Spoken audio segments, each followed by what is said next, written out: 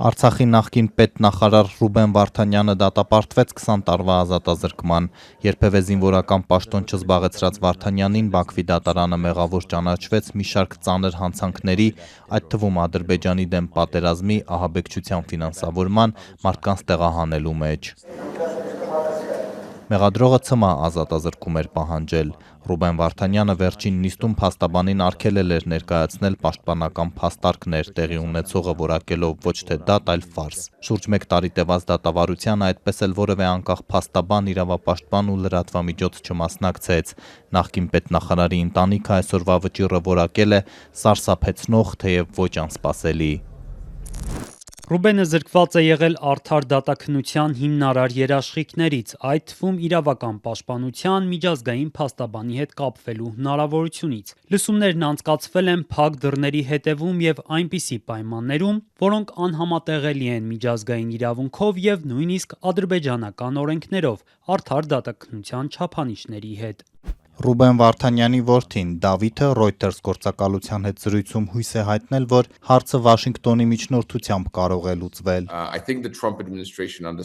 Կարծում եմ Թրամփի վարչակազմը հասկանում է, որ չի կարող լինել տևական խաղաղություն, երբ մի երկիրը մյուսի գերիներին է պահում։ Այստեղ համալիր լուծում է պետք։ 3 երկիր է ներգրավված։ Ակնհայտ է, որ սա Հայաստանի կառավարության պատասխանատվությունն է բարձրաձայնելու այս հարցը, ոչ թե փորձելու գովազդել այսպես կոչված խաղաղություն, որին որևէ մեկը չի հավատում։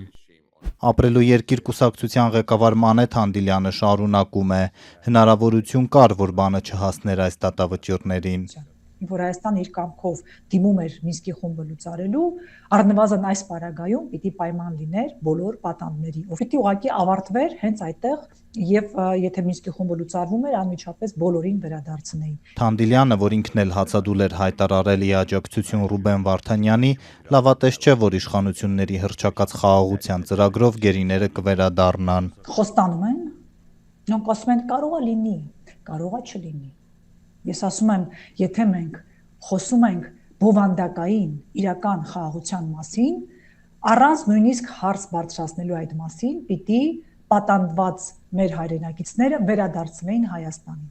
Եվ այդ ժամանակ նոր սկսվեր առհասարակ ժողովուրդների միջև երկարատև եւ որակյալ խաղաղության գործընթացը։ Չի կարող ձեր զավակը լինել պատանդառու հարևանի մոտ ու դու նրա հետ խաղաղություն ունենաս։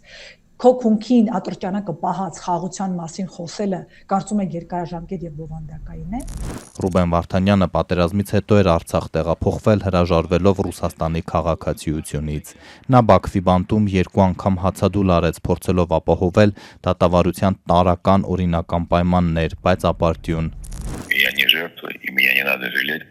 Ես զոհ չեմ, ինձ պետք չէ խղճալ, քանի որ սա գիտակցված որոշում է։ Եթե դատում եք, դատեք պրոֆեսիոնալ, բաց ու հրապարակային,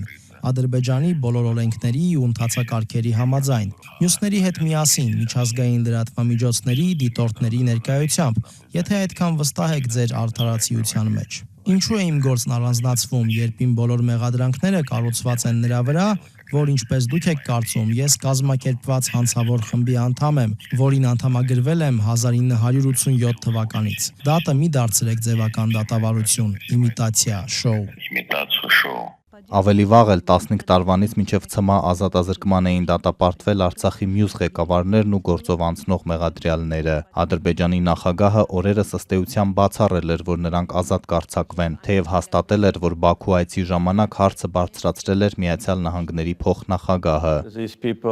Were masterminds of all the war crimes against Azerbaijanis and Azerbaijan. Այդ մարդիկ լուրջ հանցանքներ են կատարել մարդկության դեմ։ Պատկերացրեք երկրորդ համաշխարհային պատերազմի ավարտին Նյուրնբերգյան դատավարությունից 2 ամիս անց ոմանք գային եւ ասեին. «Խնդրում ենք ազատ արձակել մահվան դատապարտված նացիստ առաջնորդներին»։ Դա նույն բանն է, նույնիսկ ավելի վատ։ Նրանց հանցանքները ավելի ծանր են, քան այն, ինչ արել են նացիստները երկրորդ համաշխարհային պատերազմի ժամանակ։